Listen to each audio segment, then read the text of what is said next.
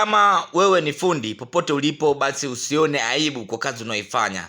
Iposti kazi yako, ionyeshe kazi yako, watu wajue unafanya kazi gani. Inaweza ikawa ndo sehemu sahihi ya wewe kuweza kuongeza kazi zaidi au kuweza kuongeza fursa zaidi za kuweza kupata kipato. Hili jengo lina chumba kimoja tu, self, sebule na jiko, na ni jengo zuri sana kwa wale ambao tunajitafuta, tunataka tuanze na kidogo then baadaye tujipange tuweze kujenga majengo makubwa. Basi hii inatufaa na hii inafaa zaidi. Mpangilio ndo kama ambavyo unaweza kuona hapa, katika upana wa mita 10 na urefu ni mita 5.8. Kwa hiyo unaweza kuona na mwingine majengo sio kubwa sana, na mpangilio wake unaweza kutazama ukiwa una mvuto na unavutia kweli kweli. Na hii hapa, kama unajua kabisa kwamba mimi nimepanga chumba kimoja ambacho ni single, basi unaweza kuanza kujitafuta na ukaweza kujenga jengo la namna hii hapa. Unawezaje? Iko hivi. Hili jengo linahitaji jumla ya tofali za blocks 1000.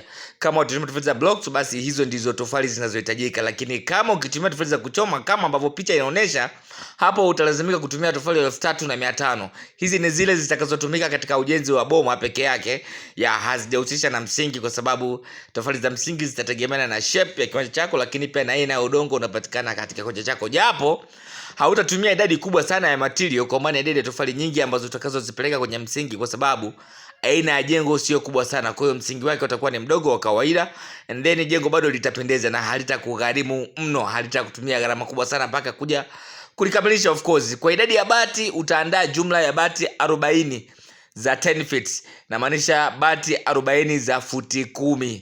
Bati hizo 40 za futi 10 ndizo ambazo zitatoshea hapo. Mbao 70 za kenchi zinatosha kabisa kukamilisha jengo hili hapa. Kumbuka, unatakiwa kunoti mambo muhimu ambayo ninakuwa ninataja hapa. Sitakaa nikuzungumze au nikutajie gharama za ujenzi, kwa sababu ninajua gharama za ujenzi huwa hazifanani, lakini ninakutajia idadi ya material muhimu, ili unaweza ukakaa mwenyewe ukapiga mahesabu kwa aina ya material ambayo nimekutajia utayapata vipi kwenye eneo hilo ambalo unaenda kujenga.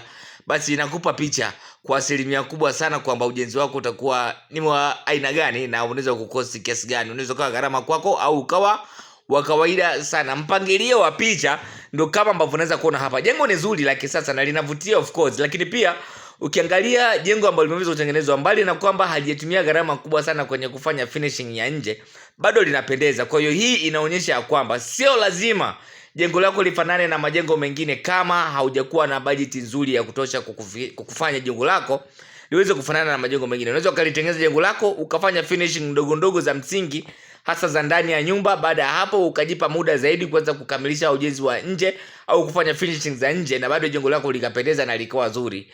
Unaweza kuona namna gani ambavyo nimeweza kupangilia hapo mpangilio wake. Hizo ni tofali na hazijafanywa finishing yoyote kwa upande wa nje, na still bado jengo linaweza kuonekana vizuri kama ambavyo unaweza kulitazama hapo.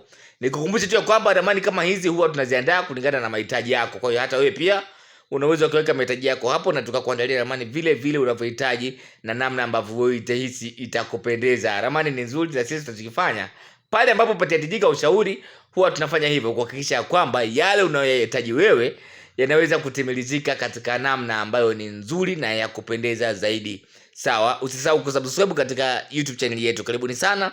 Asanteni kwa kunisikiliza.